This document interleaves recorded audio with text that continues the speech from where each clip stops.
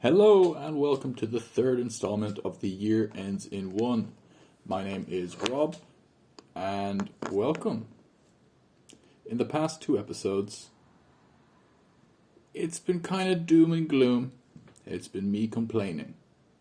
So in this episode, we're going to dream.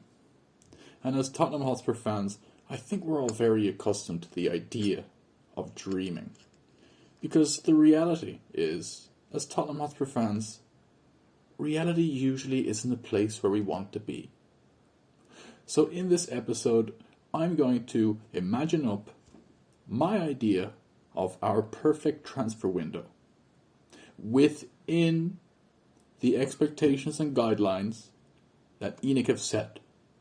So I'm not going to say we're going to build a time machine and travel back and sign prime Messi, prime Ronaldo. No. We're going to be strict with our money. We're going to assess our squad, see who needs to go, who's going to stay, and who's going to stay here and coach the players. You know, who's going to be the deputies, let's say. And then we're going to go through the hard work that Paratici is going to go through. This is just in general. I'm not going to talk about specifically January transfer window or the summer transfer window, just in general. So by the time we start the season next year, if we had this team together, I think we'd be absolutely sorted. So, to really decide what we need as a team, we need to assess what we have right now. So currently, goalkeepers, Hugo Lloris, Austin, and Forster. Obviously, Forster and Hugo have not done themselves favours in this past season. Hugo has been making errors throughout the past maybe 2-3 years. Since he had his accident where he broke his arm, he hasn't really looked himself. He's had periods where he looked unstoppable, but this unreliability has seeped into his game. Just slowly seeped in. Brandon Austin is perpetually a Tottenham Hotspur player who, the closest he gets to playing for Spurs, is appearing in our training footage. And I don't expect him to go anytime soon. Whereas Fraser Foster, he's coming on. Let's say that. We have Matt Doherty, Christian Romero, Davison Sanchez, Eric Dyer, Emerson Royale, Japhet Tanganga, Ben Davies, Clement Longley, who is currently here on loan. Alongside him is Spence, Perisic, Sessegnon, and a lone player to come back is Udogie. Looking at the midfield, we have Pierre-Emile Højbjerg, Kulusevski, Oliver Skip, Bentancur, Bissouma, who is unfortunately underperforming at the moment, Papa Matar Sarr, who has played quite well, White. Up front we have Son, Kane, Lucas Moura, Brian Hill, and Richarlison. So, in the case of Hugo Lloris, I believe we will need to keep him for one more year.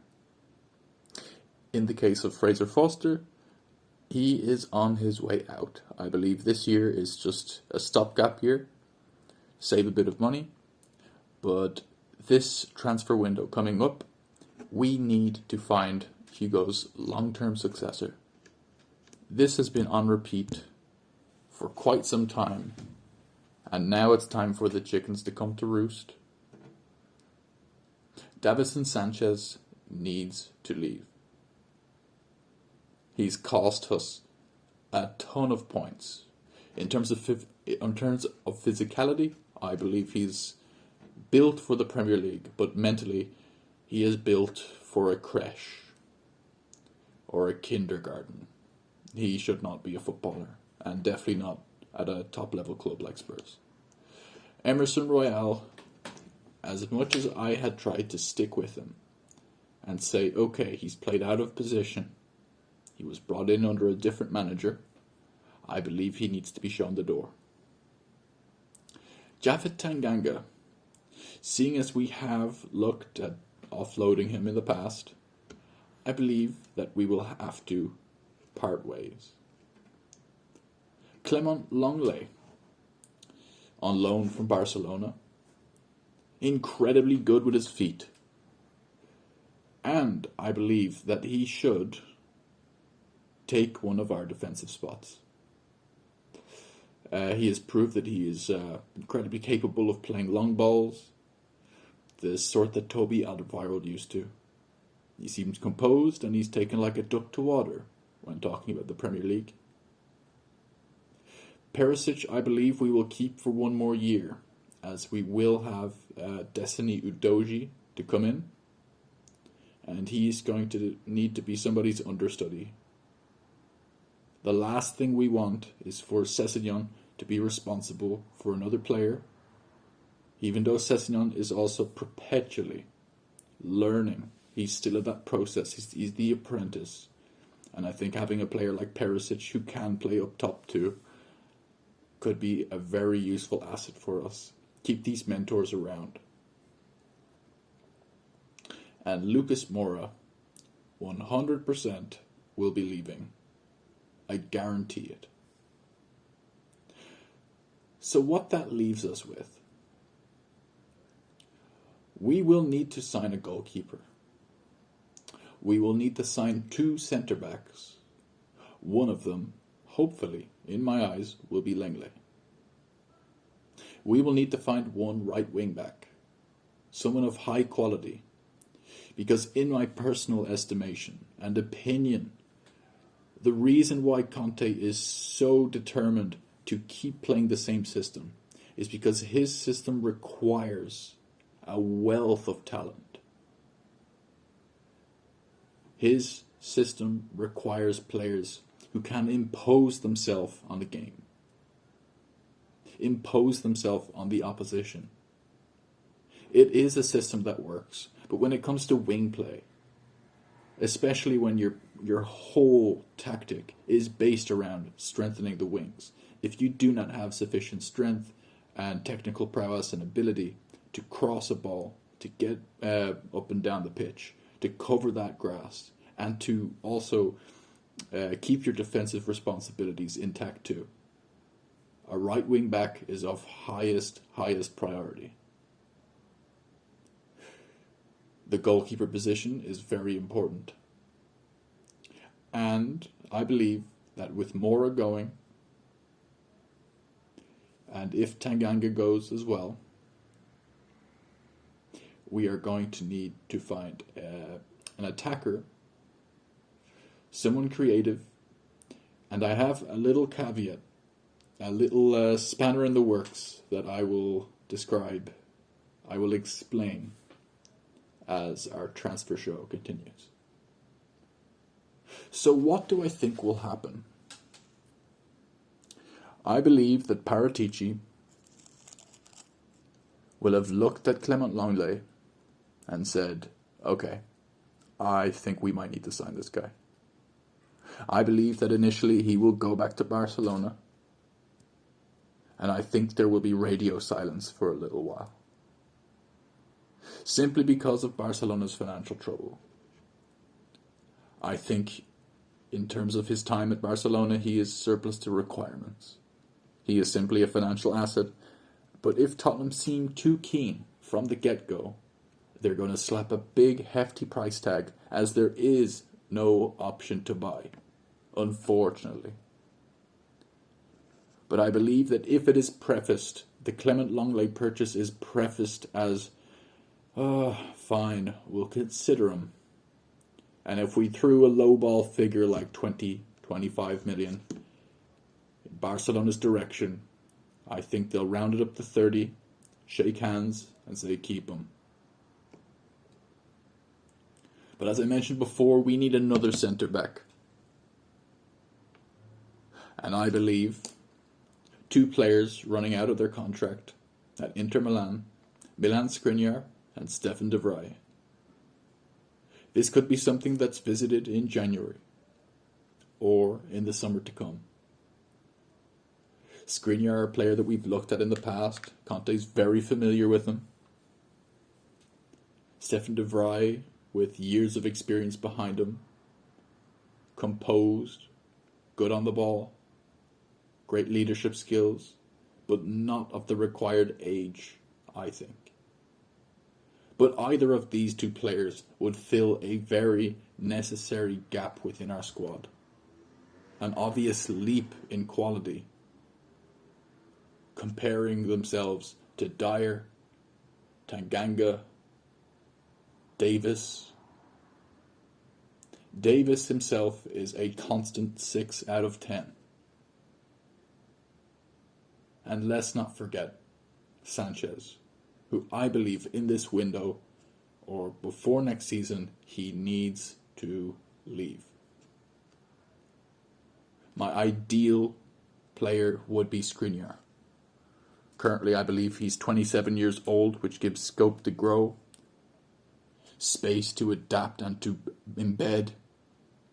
He is also a big, dominating figure, and alongside Romero, that is a very scary back line, especially with Langley also. Now, right wing back is an interesting position because, as I mentioned, we need somebody of the highest quality out of all of these positions. And I know centre back has to be an incredibly strong position too. But if we want to see success, if we want to see fast, attacking, scary football, scary for the opposition, our right wing back position needs to be sorted. And currently, Conte is having a difficult time even playing a young, promising prospect, such as Jed Spence. Either to defy the board, because he did come in as a club signing. Very strange for a player to be called as such. And I wonder what goes on inside Jed Spence's head when he thinks, I'm simply a club signing. Does the manager even want me here? So until he finds the necessary minutes or takes his chance and proves to Antonio Conte or whoever it might be come the start of next season, we will need to sign somebody of the highest quality. And I believe that Mukwele from PSG, with a value of 29 million, of course there is a PSG tax on top of that, but I believe that he could be a phenomenal signing. Once again, this is dream stuff. This is my ideal situation within the financial confines. Mukwele has an amazing attacking output, incredibly fast, strong defensively too, and I believe he'd be the perfect system player for Conte. Victor Moses 2.0, eat your heart out. A wonderful addition to an already strong back line of Lenglet, Romero and Milan Skriniar. I believe that our left wing back side will be completely sorted, having Perisic as more of a teaching role, but coming in if Sessegnon and Udogie do not live up to expectations. He will once again buy us some time before Father Time catches up with him. And then we have the very interesting position of goalkeeper. The one position that has so much responsibility placed upon it and very little thanks. I believe that we need to find somebody of a young age. Someone who's willing to grow and learn from Hugo Lloris. We need to utilize our age within our squad, our very experienced, mature players, and utilize that as a teaching tool, as a way to pass down information, experience, confidence, self-belief, all of these things. And I believe the perfect student for Hugo Lloris is Ilan Meslier of Leeds. with a price tag of 22 million. And seeing that he plays for Leeds, which are such a back and forth open squad, he is tested week in, week out. Of French nationality, also, communication between himself and Hugo will be incredibly good. I'm not sure about Mellier's English speaking skills, but he can definitely improve on that too if he's to spend time with Hugo. But he's also a born shot stopper. And he's marginally better with his feet too. That is his weak point, but compared to Hugo, they are,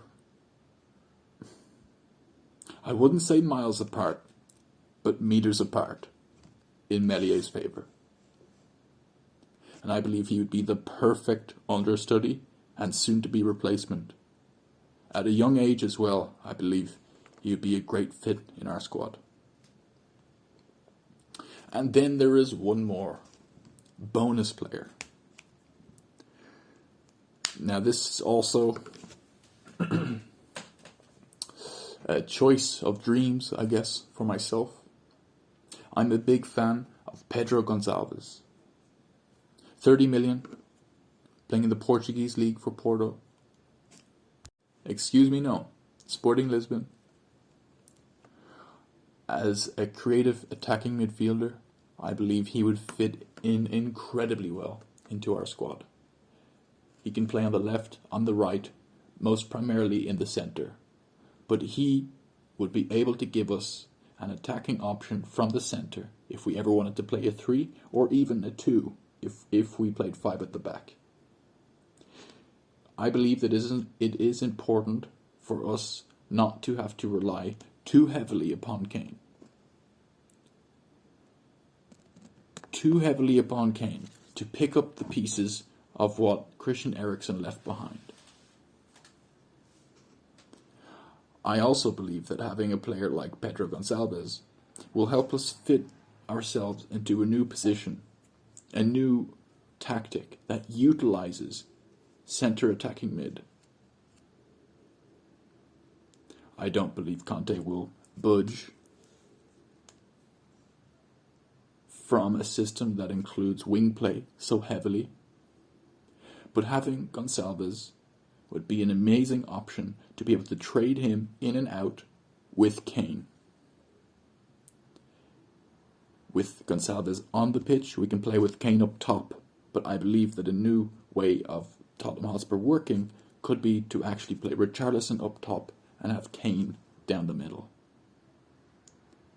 The fact that he can turn on the half turn, he plays as a pivot, spraying balls left, right and centre with pinpoint accuracy. And the fact that he is Harry Kane, he has that killer instinct. He'll always find a way into the box and still be a goal threat. But I believe that just throwing a player up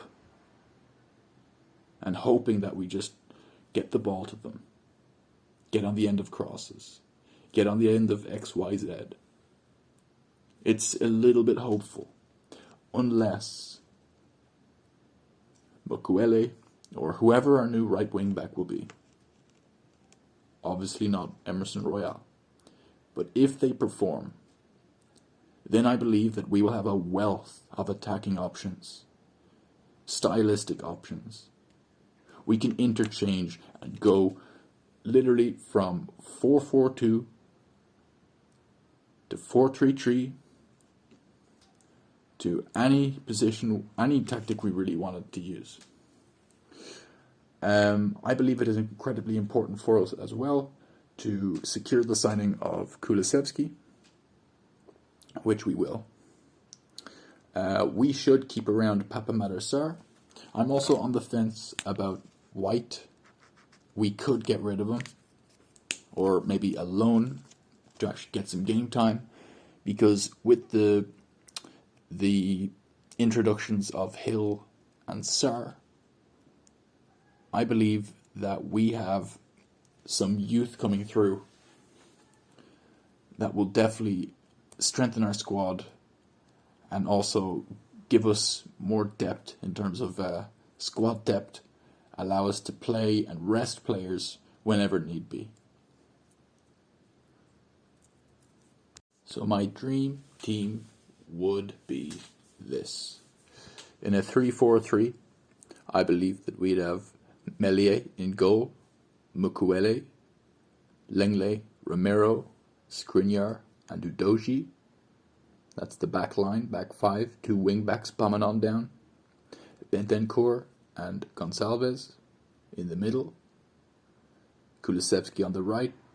Heung-min Son on the left. And Harry Kane up top. Alternatively, we could play Meslier, Mukwele, Lenglet, Romero, Skriniar, and Udogie, with Bentancur and Kane in the middle, and then have Richarlison up top. You could replace in and out Gill and Son. We could mess around and have 3 in the middle and 2 up top, depending on the proficiency of Mukwele and Udogie. And yeah, I just believe that this would be one of the strongest teams in the league. Of course, there's a little bit of dreaming attached with it. This would require us and Paratici to have the most incredible transfer window, and ultimately it would cost 29 million Mukwele, 22 for Meslier, but there will be a premium on top of that. Gonçalves is currently 30 million, and they will charge a bit more because of our Premier League status, and it's completely unknown with Skriniar and De Vrij. So we are looking at the guts of about 100 million, give or take. Currently it's at 80, but then with the signings of Skriniar and De Vrij, if we were willing to wait until the end of the season, we could get them on a free, but then incredibly high wages. So yeah, this is my idea of a potential Spurs squad coming into the start of next season. So I ask something of each and every one of you. Could you guys and girls kindly tell me what your new look Spurs would look like? That comment section down below is your canvas, and you show what players you'd like to bring in, what positions, what formations. How do you think it would work for you? Keep it somewhat within the realm of possibility and financial fair play. Let's say we are restricted to 100 million. Well, let's say 150 million. Let's see if Enoch will do the same thing again. So I look forward to seeing your squads, and I look forward to the next video. I'll try and make it something a bit more positive than the past 2 videos before. Thank you guys and girls. Take care. Come on, you Spurs.